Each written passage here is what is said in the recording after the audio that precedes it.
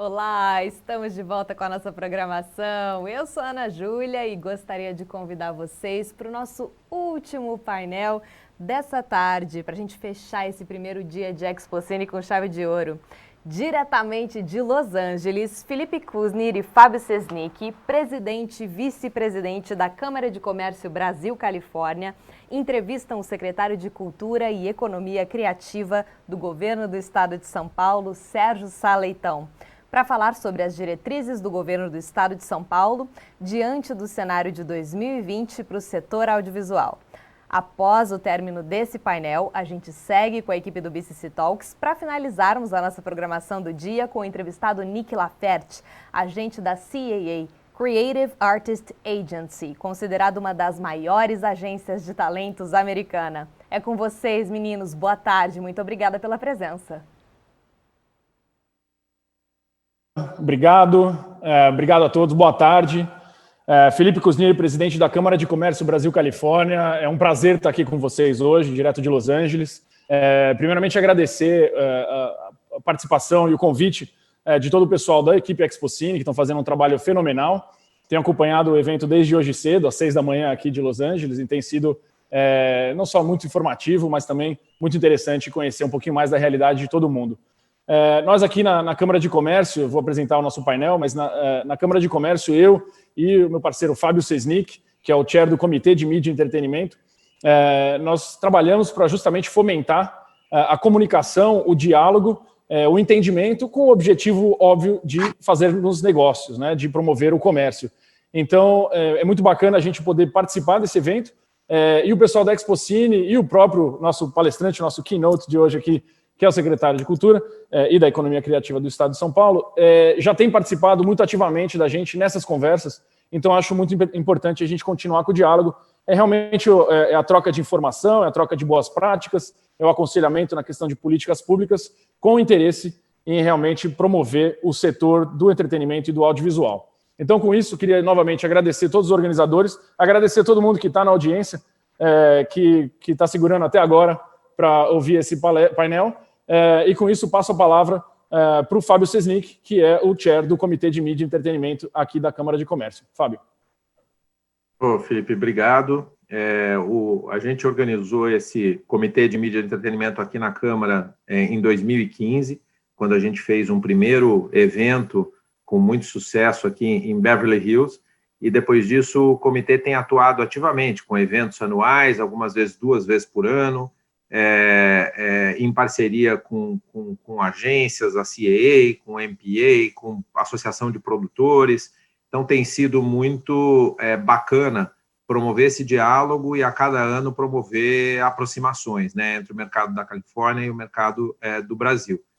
O Sérgio, acho que a primeira vez que ele participou do evento, ele era produtor, né, ele estava no setor privado, e depois esteve aqui como ministro, esteve aqui como secretário do Estado. Então, assim, é sempre legal ter ele nesse papo e a gente poder aqui trocar um pouco de figura juntos, né?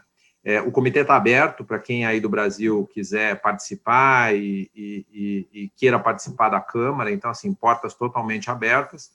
E eu queria passar a palavra ao Sérgio, acho que ele aí faz as falas iniciais sobre as políticas e tal, e depois a gente vai fazendo um bate-bola aí de perguntas.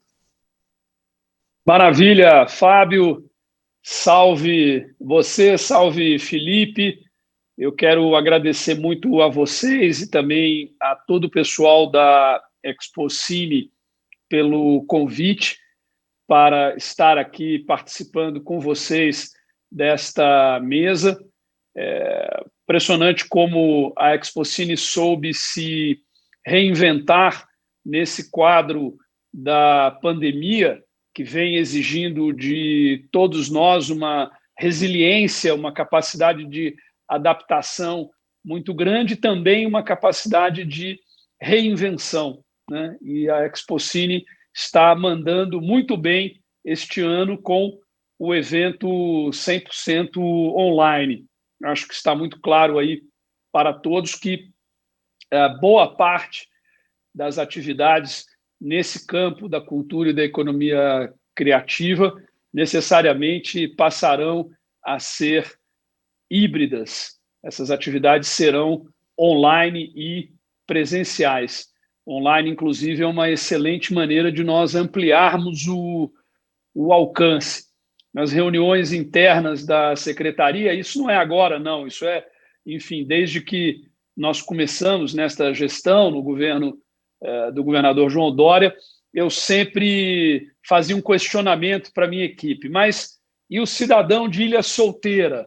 Como é que ele vai ter acesso ao que a gente está fazendo, aos nossos programas, às nossas ações, etc. Porque nós temos que pensar aqui no estado inteiro. São 645 municípios, 45 milhões de habitantes. Ilha Solteira fica num dos extremos do estado de São Paulo, a cerca de 11 horas de carro da capital. E nós temos que fazer política cultural tanto para o cidadão e a cidadã que estão na capital, quanto para o cidadão e a cidadã que estão lá em Ilha Solteira. E o online surge aí como um grande meio para nós ampliarmos o grau de acesso da população a conteúdos, obras e experiências culturais, e uma grande alternativa para os eventos também, para os eventos serem mais inclusivos, para que eles alcancem um número maior de pessoas. Isso é muito importante também do ponto de vista da formação de público, do estímulo ao hábito de consumo cultural e por aí vai. Então, a turma da Expocine está de parabéns aí com o que eles estão fazendo. Sei que exigiu deles uma capacidade de reformulação muito grande, porque eles vinham acostumados a produzir, a conceber e realizar o evento de uma determinada maneira, mas está funcionando muito bem nesse formato online. Muito bem, eu estou aqui para conversar com vocês, para a gente bater um papo. Acho que a pergunta que foi colocada como tema, ou melhor, na verdade não foi nem formulada como uma pergunta, né? Quer dizer, é um tema mesmo, mas poderia ser uma pergunta. Mas, enfim, é o tema, quer dizer, qual é o papel do poder público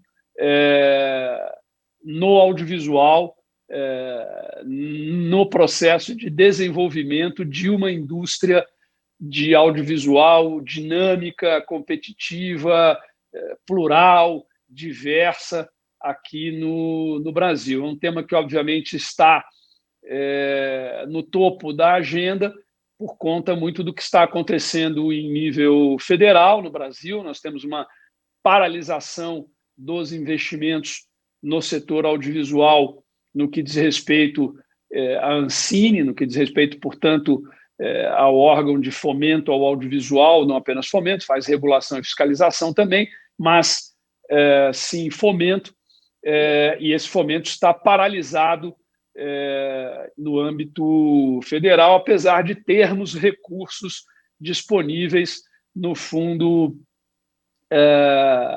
setorial do audiovisual, né? Então, esse tema ele está aí no topo da agenda, é um tema importantíssimo, e eu começo aqui dizendo que sim, eu tenho a convicção de que o poder público tem um papel importantíssimo, sobretudo no que diz respeito ao fomento a indústrias emergentes em setores estratégicos e setores para os quais o país demonstra um potencial muito grande, setores que têm uma imensa capacidade de geração de renda, de geração de emprego, de geração de inclusão, de oportunidades e, portanto, de desenvolvimento. Então, sim, é necessário, é importantíssimo, é estratégico, é vital que nós tenhamos, tanto em nível federal, quanto também em nível estadual e até, sobretudo, no que diz respeito às capitais, em nível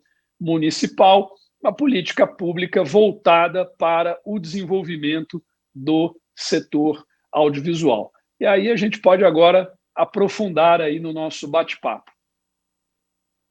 Fantástico, fantástico. Obrigado, Sérgio. Obrigado por participar desse bate-papo.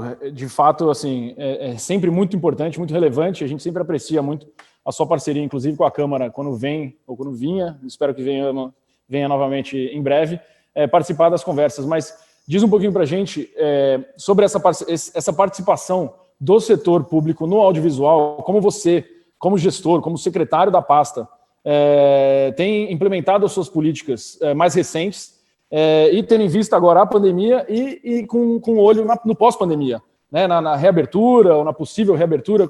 Dá um pouquinho para a gente um apanhado geral de como você tem atuado nessa frente, por favor. Vamos lá. Felipe, primeiro é importante dizer que o setor cultural e criativo tem um peso muito relevante, muito significativo na economia de São Paulo, refletindo até o que acontece no Brasil e também na arena global. Mas aqui no nosso estado, as atividades culturais e criativas elas geram 3,9% do PIB, isso aí é mais ou menos 79 bilhões de reais por ano e 1,5 milhão de postos de trabalho. E o setor audiovisual é um dos principais vetores, dínamos de propulsão desse setor e desses números, né, geradores, um dos principais vetores geradores desses números.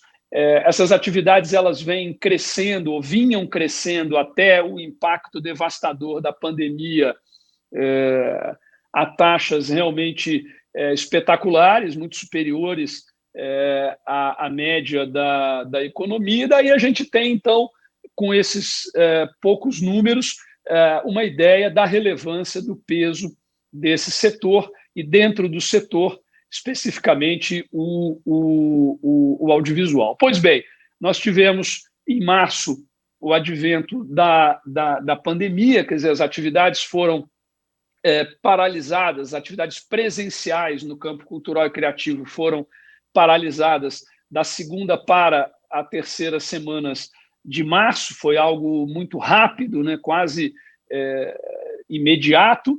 Quando a pandemia chegou com tudo, a pandemia gerou uma crise econômica e social fortíssima, que se abateu fortemente sobre este setor. A nossa estimativa, considerando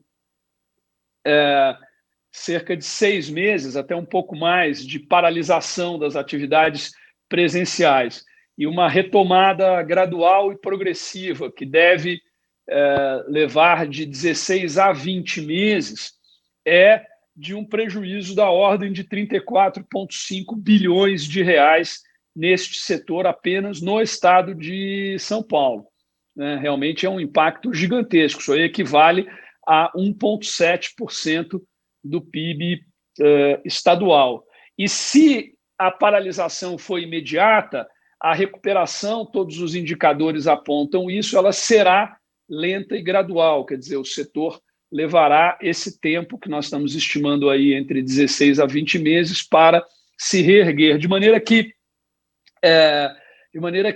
é provável que o setor só venha a retomar a sua capacidade de geração de PIB de 2019 em 2022. E, obviamente, isso aí significa perda de renda, perda de empregos, menos oferta cultural e por aí vai, né? Então, enfim, é importante a gente ter essa dimensão, tanto da importância econômica e social do setor, quanto do impacto também econômico e também social que a pandemia teve. Nós procuramos fazer aqui no estado de São Paulo um enfrentamento à altura, buscando os mecanismos que estão ao alcance de um governo estadual. Então, assim, resumindo, o que nós fizemos, Felipe? Logo ainda em março, nós ampliamos o Prodave, que já existia no âmbito da Desenvolve São Paulo, que é o Banco de Investimento do Estado de São Paulo. Ampliamos para todos os setores da economia criativa e disponibilizamos uma linha de crédito de capital de giro em condições facilitadas e juros mais baixos do que os juros médios do mercado, com cerca de 500 milhões de reais. E depois, ao longo do tempo, fomos ampliando esse valor. Também conseguimos rapidamente, aí no início de abril, disponibilizar uma linha de microcrédito no âmbito do Banco do Povo, operações aí nesse caso de até R$20 mil, com inicialmente 150 milhões, depois também conseguimos ampliar. Então, esses foram os dois mecanismos que nós conseguimos disponibilizar na largada, com o objetivo de dar um fôlego tanto para as empresas grandes e médias, quanto também para as pequenas e os microempreendedores, né? Então, isso foi um movimento inicial. Nós trabalhamos muito também para viabilizar o lançamento dos nossos programas de fomento e conseguimos lançar tanto o PROAC ICMS, que é a Lei Estadual de Incentivo à Cultura de São Paulo, quanto o PROAC Editais, quanto o Juntos pela Cultura, com um valor muito expressivo de 177,2 milhões de reais. Com esses recursos, nós estamos apoiando a realização de 4.800 projetos culturais em todas as regiões de São Paulo. Projetos tanto online quanto presenciais. Obviamente, quer dizer, os online acontecem no curto e no médio prazos, e os presenciais voltarão a acontecer agora, quando nós estamos começando essa retomada cultural, né? Retomada das atividades culturais no estado de São Paulo. Enfim, tomamos uma série de outras iniciativas, até iniciativas bastante emergenciais, de distribuição de cestas básicas para trabalhadores da cultura em situação de emergência alimentar. Lançamos uma plataforma de streaming e VOD 100% cultural, chamada Cultura em Casa, com o intuito de disponibilizar conteúdos tanto produzidos pelas instituições culturais do Estado, quanto também por artistas e produtores independentes. Essa iniciativa se mostrou muito bem sucedida em termos de alcance, né? Nós já chegamos aí a quase 2 milhões de visualizações, são mais de 1.300 conteúdos disponibilizados, cerca de 700 mil usuários únicos, acessos em mais de 120 países. Então, até há esse componente, né, quer dizer, de dar uma visibilidade global para a produção cultural de São Paulo. E agora estamos 100% dedicados, isso está dando um imenso trabalho, estamos trabalhando muito além até do que imaginávamos ser a capacidade da Secretaria de Cultura para implementar a Lei Aldir Blanc, tanto no que diz respeito ao inciso 1º, que é o Programa de Renda Básica, quanto também no que diz respeito ao inciso 3º, que são os editais. Nós lançamos 25 editais, que estão, inclusive, abertos, as pessoas podem acessar tanto a renda básica quanto os editais por meio da plataforma Dados Culturais, que é www.dadosculturais.sp.gov.br. Todas as informações estão disponíveis lá. E estamos também dando uma assessoria aos municípios de São Paulo para que eles possam também implementar a Lei Aldir Blanc no que diz respeito à esfera municipal. Enfim, fizemos bastante. É óbvio que, diante do tamanho da crise, nada é suficiente, mas acho que São Paulo deu uma resposta à altura. Se pensarmos apenas no que fizemos com recursos próprios no fomento, sem contar o que disponibilizamos em termos de crédito, São Paulo investiu mais de 10 vezes o que o segundo estado brasileiro que mais investiu em cultura este ano aportou, né?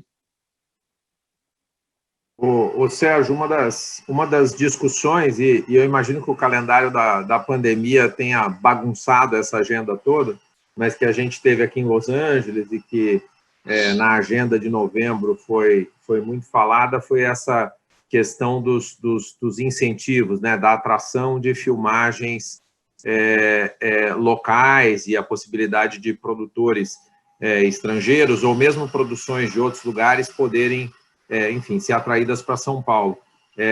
Na visita que você teve, enfim, eu me lembro que você e o governador acharam que era uma grande iniciativa e tal, mas daí veio a pandemia e eu imagino que talvez isso tenha descontinuado, mas queria ouvir um pouco ainda como é que é olhar isso e também você dar aí um panorama de como é que está o estado de São Paulo, também para aqueles que estão daqui de Los Angeles nos ouvindo, sobre retomada do calendário de filmagens e de atividades audiovisuais, né?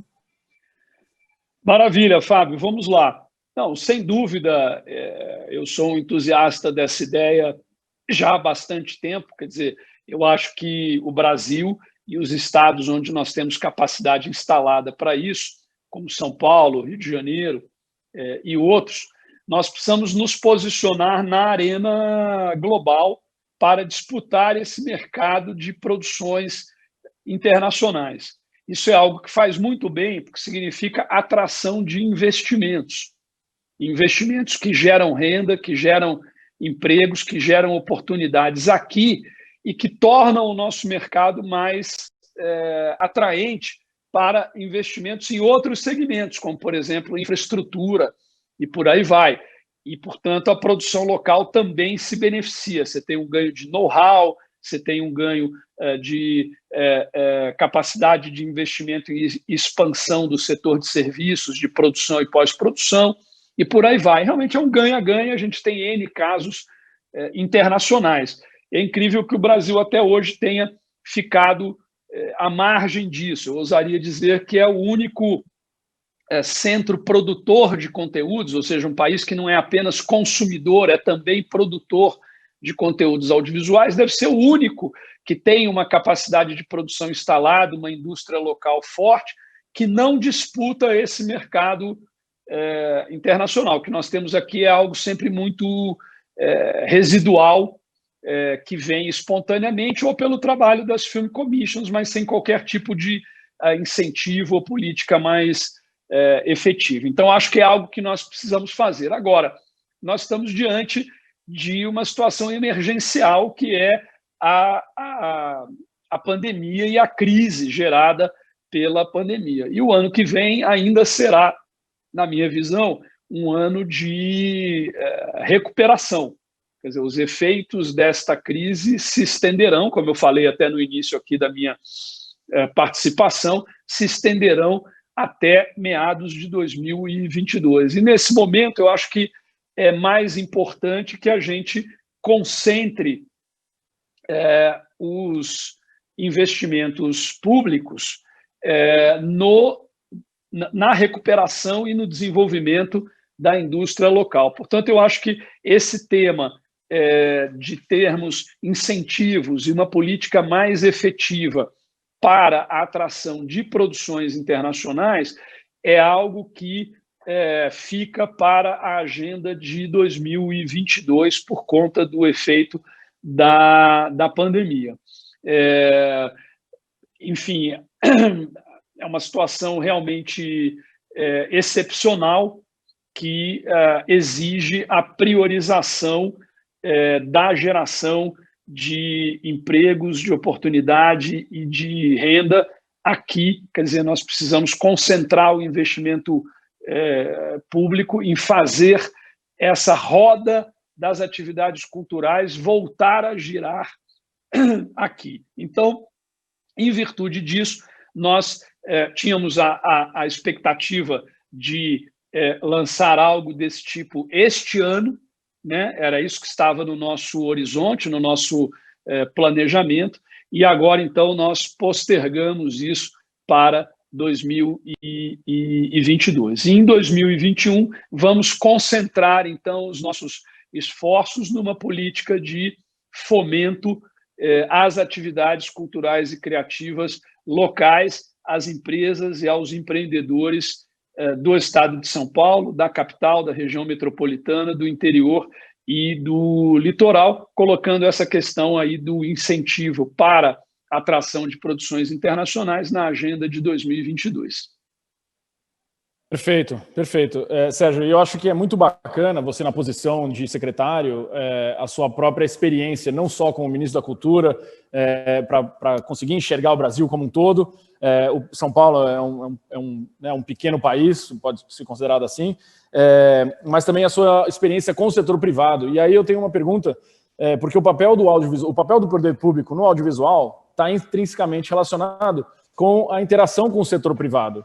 E deixando de lado, eu gostaria de voltar depois a gente falar um pouquinho do internacional, porque apesar da taxa de câmbio estar extremamente desfavorável para alguns aspectos, ela está muito favorável para o outsourcing. Tem uma série de pessoas que vêm para a Câmara de Comércio querendo fazer pós-produção no Brasil, porque, obviamente, o dólar está muito poderoso no Brasil. A gente toca nisso em um minuto, mas eu queria saber, eu acho que está muito legal, porque o governo do Estado está realmente colocando um grande suporte financeiro para manter a saúde do setor. Eu queria entender um pouquinho como que você está fazendo esse diálogo com o setor privado para fazer a aplicação desses subsídios ou empréstimos, enfim, para que tenha efetivamente um impacto positivo no setor, não só uma política pública, mas sim uma política pública com engajamento da população. Eu sei que você viaja o estado inteiro, e eu sei que a pandemia realmente diminuiu agora, mas de repente, se você tiver alguns exemplos de projetos que vocês já fizeram, ou projetos que vocês tiveram que fazer um grande ajuste para digitalizar, ou enfim, você teve que investir, às vezes o seu investimento é na infraestrutura para poder possibilitar que tenha banda suficiente para fazer aquele tipo de programação. Enfim, se puder dar um pouquinho mais de luz em cima disso para a gente, eu agradeceria.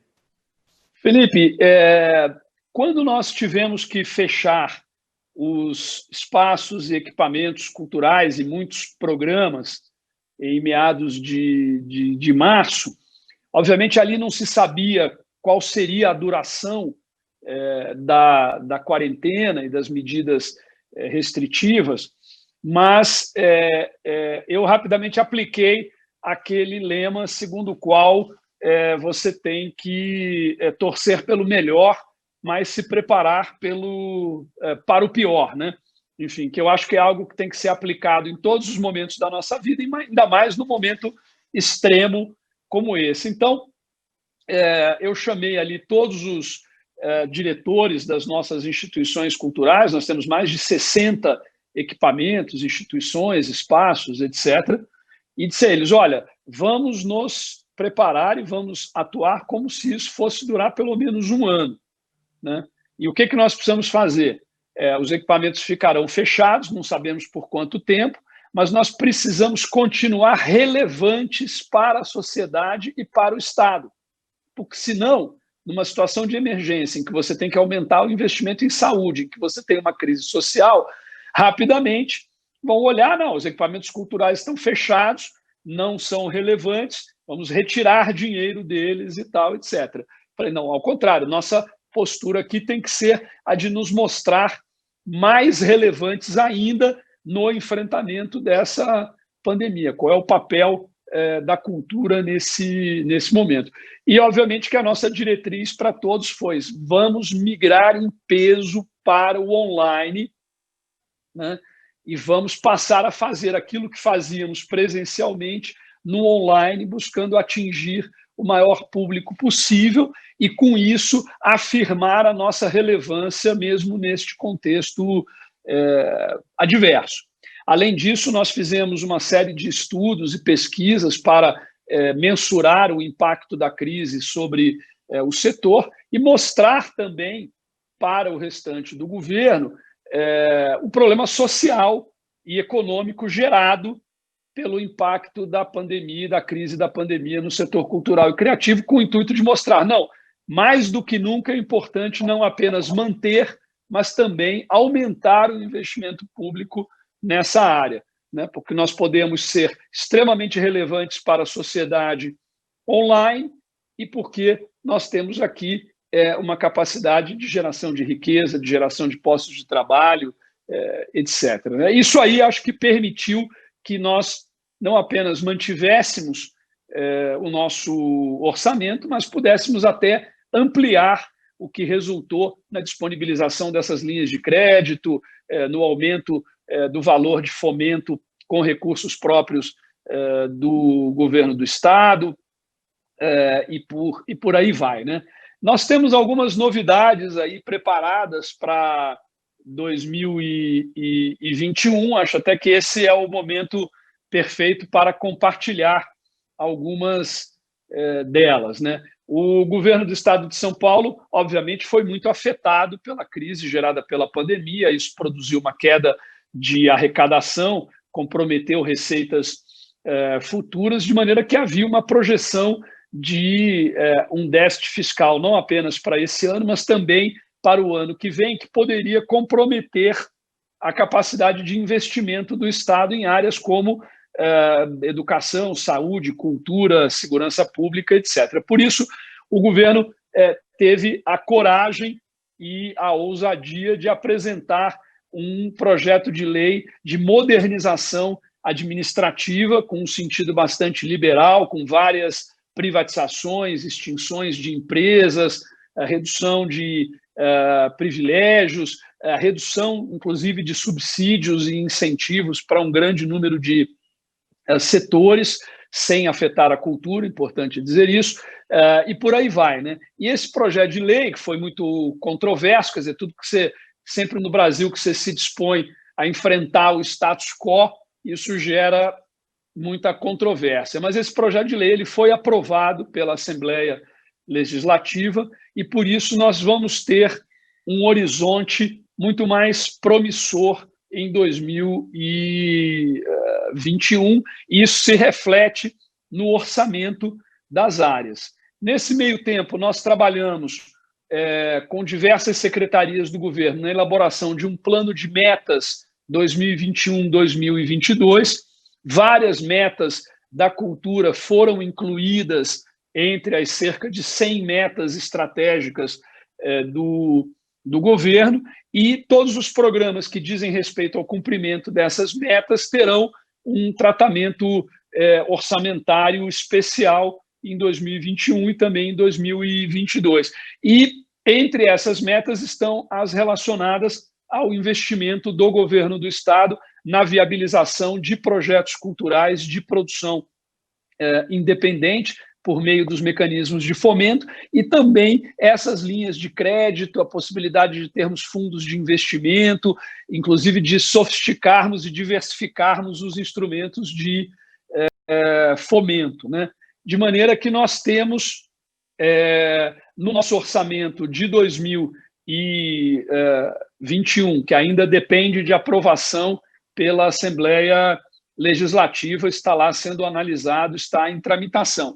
Mas nós temos um valor recorde previsto, separado para os programas de fomento, incluindo o PROAC editais, incluindo também o PRODAV, incluindo as nossas iniciativas com a Desenvolve São Paulo. De maneira que nós teremos, para 2021, a criação de um programa específico de investimento em audiovisual com um valor muito relevante, muito significativo. Eu não posso falar em números aqui, porque o orçamento ainda não foi aprovado, mas assim que ele for aprovado, aí nós poderemos falar dos números finais. E isso também vai também liberar recursos para as demais áreas da cultura, como, por exemplo, o teatro, a dança,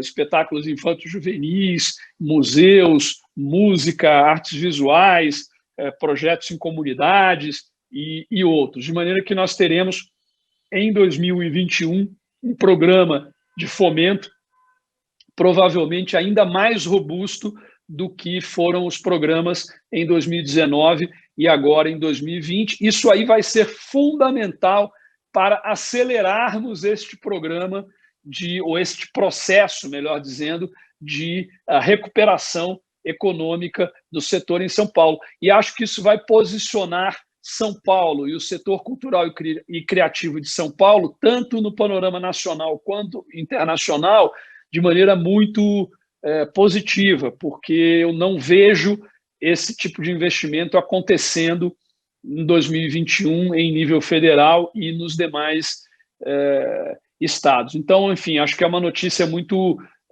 positiva para o setor cultural e criativo de São Paulo, e é algo muito auspicioso, né? Podemos pensar num 2021 muito melhor não apenas porque teremos superado a pandemia, teremos a vacina, etc., mas também porque teremos um investimento ainda maior por parte do governo de São Paulo no setor audiovisual e também nos demais segmentos que compõem o campo da cultura e da economia criativa. Muito bacana, Sérgio. Parabéns. Não, muito legal. Uma das coisas, quer dizer, que o Felipe comentou e me deu aqui curiosidade de um pouco de abrir esse debate, tem relação com essa história do câmbio, né? E o câmbio associado à pandemia. Até março desse ano, as empresas aqui da Califórnia tinham uma sensação de que todos os seus funcionários tinham que estar concentrados aqui, com os custos, enfim, os sindicatos e enfim, as exigências feitas pelo mercado daqui para manter esses profissionais, digamos, trabalhando ali dentro. Vinha várias coisas, quem trabalha com animação tinha questão de segurança, de informação, as coisas não passavam nem pela rede, servidor chumbado no chão, e todo mundo trabalha daqui, e daqui não sai. A pandemia revolucionou um pouco a maneira, né, que os players todos americanos passaram a olhar para a produção, porque disseram, bom, vou ter que fazer todo mundo trabalhar remoto, está todo mundo com ordem de trabalhar remoto em casa, ninguém retomou as atividades, nenhum escritório retomou essas atividades, a não ser, claro, as filmagens que estão sendo feitas dentro dos protocolos, e, assim, a contratação de pessoas passou, na verdade, a valer de qualquer lugar, né? Acho que esse é o grande benefício para um país como o Brasil disso ter acontecido. Então, assim, as vagas agora, né, quando a pessoa diz, o sujeito está em São Paulo, está no interior de São Paulo, está lá em Ilha Solteira, como você bem mencionou, tanto faz, na verdade. Antigamente não, né? E em Ilha Solteira, o cara está longe, não está em São Paulo, não está em Los Angeles. Hoje facilitou muito. Então, isso combinado com o câmbio favorável, abriu, assim, território para conseguir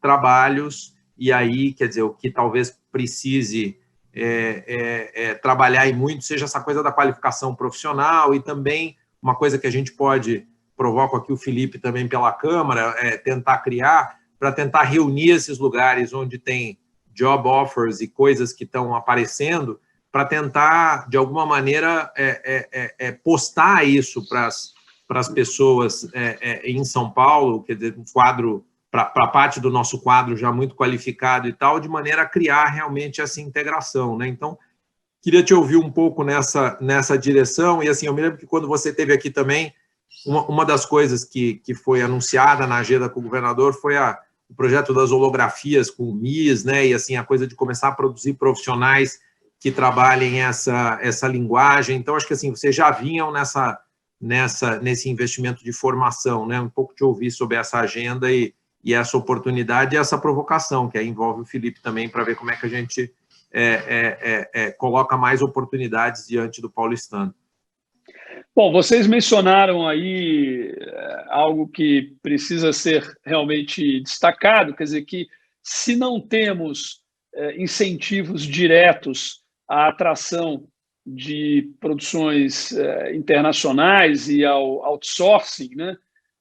Por outro lado, agora, com esse câmbio que nós temos, esse câmbio funciona como um baita de um incentivo, né? É um incentivo involuntário, né? Quer dizer, obviamente que essa situação cambial não foi produzida para isso, mas acaba tendo este efeito. Então, de fato, é importante a gente mostrar para as pessoas que há alguns efeitos ou impactos positivos em meio a tanta adversidade, a tanto drama e a tantos problemas, mas há alguns efeitos positivos, né? Então, assim, esse câmbio torna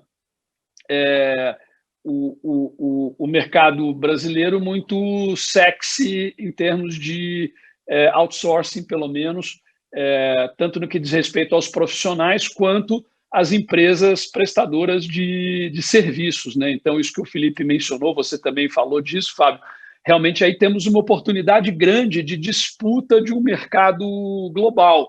E ficou muito claro, quer dizer, que em muitas áreas, em N áreas, essa disputa pode se dar de qualquer lugar, né? Quer dizer, você não precisa estar mais nos grandes centros das indústrias para poder acessar essas indústrias e trabalhar para elas ou com elas, né? Agora, claro, você precisa se posicionar, você precisa ser visto, eles precisam saber que você existe, que você está disponível, o que você faz com qualidade, com excelência, enfim. Então, eu acho que esse período da pandemia acelerou diversos processos, né? Entre eles, né? Essa questão aí do trabalho remoto, quer dizer, eu lembro de ler trabalhos até de filósofos há 20 anos sobre essa questão do trabalho remoto, e isso se tornou realidade na prática agora, né?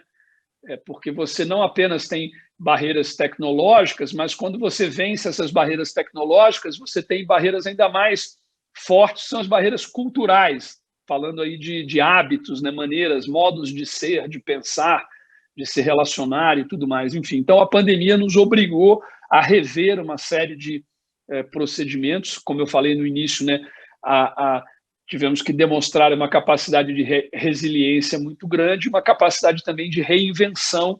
Isso acelerou diversos processos. Essa questão, por exemplo, da digitalização, né, do online. Outro dia eu vi um estudo muito interessante de uma consultoria que, no final das contas, estimou que a pandemia acelerou em 6 anos o processo de migração para online no campo cultural e criativo, né? Então, coisas que só aconteceriam daqui a 6 anos acabaram acontecendo agora. E, sobretudo, porque isso também gerou uma transformação na demanda, né? Quer dizer, as pessoas se habituaram a consumir conteúdos, experiências culturais online, hábitos que elas não tinham antes, né?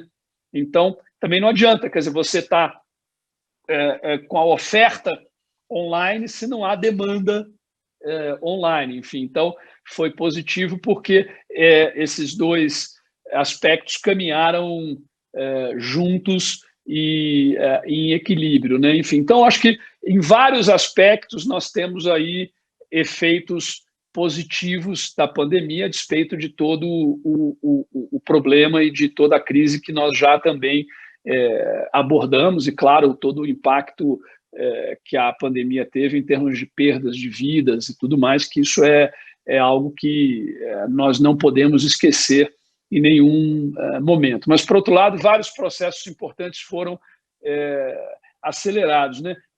Eu tenho falado muito em palestras no caso da Wildlife Studios, que é uma empresa de games aqui de São Paulo, que surgiu num quartinho da casa dos pais dos meninos que são os criadores e sócios, são 2 irmãos que agora estão aí na faixa de 34, 35 anos.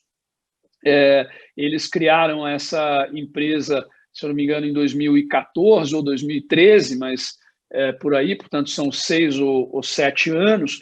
E no ano passado houve um round de investimentos nessa empresa em que ela foi valorada em 1,3 bilhão de dólares e se tornou, então, o 11º unicórnio brasileiro, né? Quer dizer, essa expressão é usada para designar startups que passam a ter um valuation acima de 1 bilhão de dólares.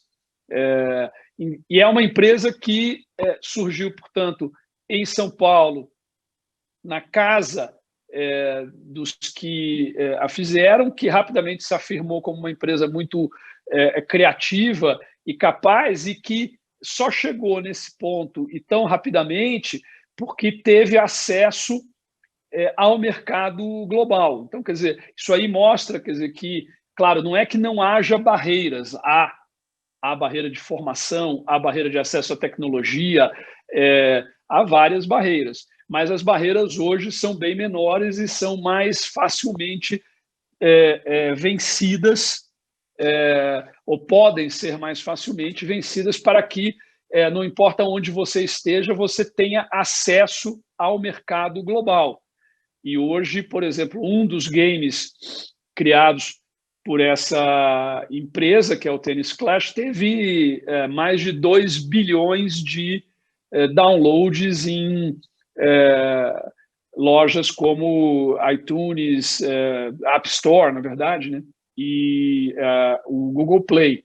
Enfim, então é um exemplo, claro, você vai dizer, é uma empresa. Sim, é uma empresa, mas isso aí sinaliza, quer dizer, já temos este exemplo, então sabemos qual é o benchmark, sabemos qual é o paradigma, né? Talvez a maior parte das empresas, dos empreendimentos, não chegarão neste ponto, mas chegarão em algum lugar do caminho que será um lugar mais positivo do que o que era possível se chegar antes, né? Então, acho que a gente tem que olhar para esta crise também buscando o que ela oferece em termos de oportunidades, né? Quer dizer, de que maneira ela reconfigurou as coisas e de que maneira nós podemos aproveitar essa situação para nos colocarmos de maneira mais dinâmica, mais competitiva, tanto no mercado local quanto na arena internacional. E, sem dúvida nenhuma, acho que quem se dispuser a fazer este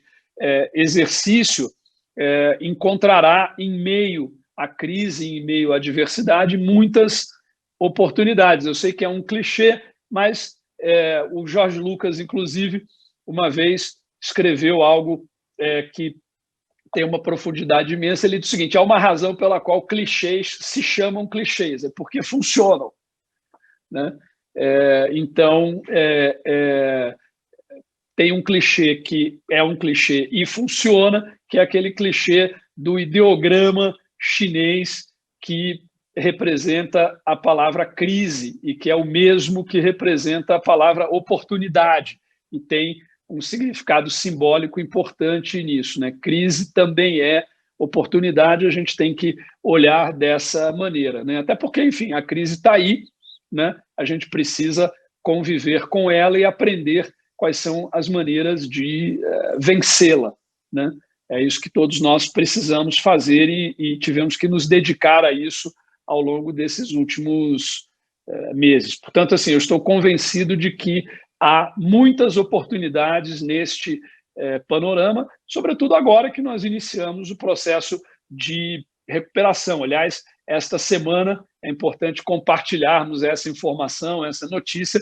Esta semana nós estamos reabrindo os equipamentos culturais, os espaços culturais na cidade de São Paulo, não apenas no que diz respeito às atividades sob o guarda-chuva do poder público, mas também as atividades privadas, cinemas, teatros, museus, galerias, salas de espetáculo e por aí vai, né? Enfim, então isso já vinha acontecendo no interior do estado e agora está acontecendo na capital. Hoje aqui nós estamos abrindo a Pinacoteca de São Paulo com uma exposição espetacular da dupla Os Gêmeos. Estamos abrindo também no Museu do Futebol uma exposição maravilhosa sobre os 80 anos do Pelé, e também o Museu da Imagem e do Som, o MIS, está reabrindo com uma exposição que estava em cartaz em março, mas ficou em cartaz menos de 2 semanas, que é uma exposição sobre John Lennon em Nova York, com os trabalhos de um fotógrafo chamado Bob Gruen. E é justamente lá no MIS que nós estamos, nesse momento, construindo este projeto que o Fábio mencionou, que é não apenas o de trazer esta tecnologia de exposições e espetáculos em holografia, mas criar um polo de produção de conteúdos locais usando esta tecnologia. Então, é uma operação não apenas de trazer conteúdo, mas de trazer também a tecnologia para que ela possa ser utilizada aqui. Nós temos N atividades de formação, Fábio, que inclusive voltam agora. Recentemente inauguramos a 12ª Fábrica de Cultura do Estado de São Paulo, a Fábrica de Cultura de São Bernardo do Campo, e agora com um programa que nós estamos chamando de 4.0. Né? Essa Fábrica de Cultura vai disponibilizar 302 cursos de formação por ano para mais de 5.000 alunos, sem contar as demais atividades de fruição, de produção e também os cursos temporários, oficinas, workshops, totalizando um alcance de 480.000 pessoas, com um programa 4.0 que incorpora justamente as novas tecnologias, a animação, a programação, games, drones, realidade virtual, realidade aumentada, etc., ao repertório das fábricas de cultura. Conseguimos lá com os cursos de teatro, de dança, com os estúdios, com tudo isso, mas agora temos também tudo isso que representa aí a presença das novas tecnologias no campo da arte e da cultura. Muito bom, muito bacana, Sérgio. E aí, a gente está se aproximando aqui, meio que faltam 7 minutos para a gente terminar o painel, e eu queria... a conversa realmente a gente pode se estender durante horas, aqui a gente se conhece, mas a gente mencionou uma série de itens, eu gostaria que você pudesse resumir para a gente, e ainda levando em consideração o tema, né, a pauta que a gente está discutindo, do papel do poder público no audiovisual. Muito se falou realmente da aceleração e da pandemia como um catalisador, né, da digitalização, da sofisticação.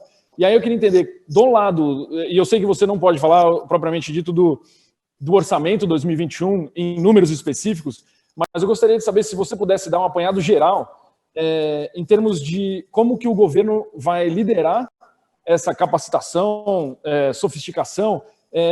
Vai ser o quê? Em investimento em desenvolvimento da mão de obra, em capacitação da mão de obra, infraestrutura com fibra, regulamentação ou relaxamento enfim, desse um apanhado geral, não em números, mas em termos gerais, aonde você está tendo esse incremento tão significativo no orçamento, para a gente ter uma ideia do que o papel do governo, que a gente pode esperar da sua pasta, da sua secretaria, para o ano de 2021. Felipe, para que um investimento público no desenvolvimento de um setor considerado estratégico possa produzir resultados significativos em termos de geração de renda, geração de emprego, geração de desenvolvimento, é fundamental que, esse investimento cubra todos os elos das cadeias de valor em equilíbrio. Portanto, é fundamental que haja investimento em formação e capacitação, em infraestrutura, em desenvolvimento, em produção, em escoamento da produção, em exportação também. Enfim, é fundamental ter uma visão holística neste investimento para que ele produza os melhores resultados possíveis. Então, esse é o primeiro ponto. O segundo ponto que eu gostaria de destacar é que é fundamental que esse investimento público não seja gerador, produtor de dependência. Ao contrário, ele tem que ser um fator de estímulo, ele tem que ser um empurrão, ele tem que ser um fator de dinamização, de aperfeiçoamento, tem que ser um fator de aumento da produtividade, aumento da competitividade e não um fator gerador de aumento da dependência, né? A dependência do investimento público é péssimo para toda e qualquer atividade privada. Enfim, então, com esses dois conceitos é que nós estamos construindo e certamente estabeleceremos aí um diálogo muito próximo com as entidades representativas dos diversos setores, com o intuito de recolher sugestões, propostas, críticas, etc., mas é com base nesses dois conceitos. Eu agregaria mais um conceito, que é a necessidade de o investimento público ser feito tendo em vista o bem do conjunto da sociedade, não apenas do setor. Toda política pública tem que ser feita e pensada tendo em consideração o interesse público e não, claro, o interesse das corporações ou dos segmentos ou dos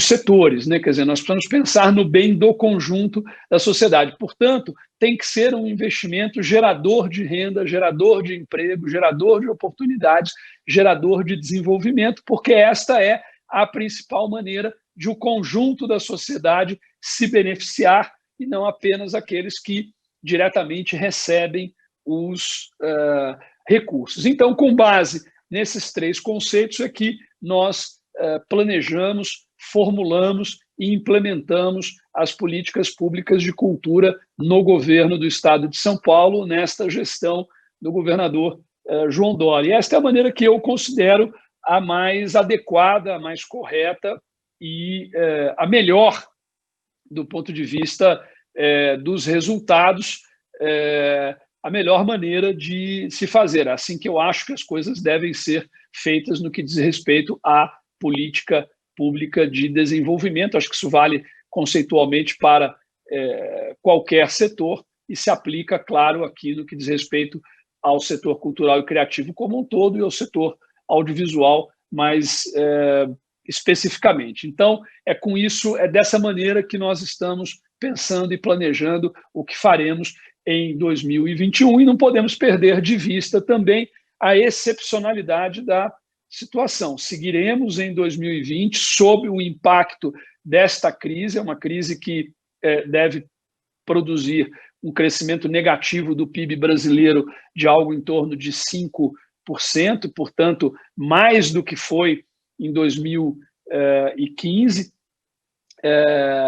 E em 2016, é, sem dúvida nenhuma, a maior crise econômica e social da história do nosso país, e o Brasil também, obviamente, não está sozinho nisso, né? Então, 2021 continuará sendo um ano emergencial, em que as ações precisam, de um lado, ser estruturantes, precisam ser transformadoras, mas precisam dar conta também das necessidades reais, imediatas das pessoas e dos diversos segmentos, né? Mas é fundamental que nós tenhamos seriedade, que nós tenhamos uma base de dados, de informações muito significativa, crítica, para que possamos formular as políticas, e é fundamental que busquemos resultados concretos para o setor e para o conjunto da sociedade. Se isso é algo que já valia